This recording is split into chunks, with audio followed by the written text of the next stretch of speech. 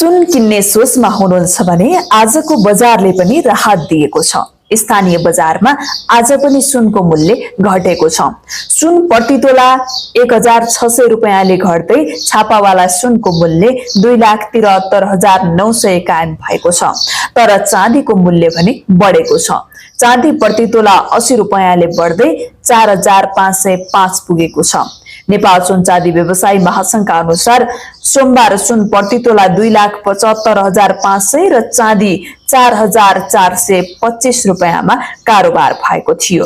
यसअघि सुन आइतबार अझै उच्च 2,82,000 पुगेको थियो भने चाँदी 4,540 मा कारोबार भएको थियो।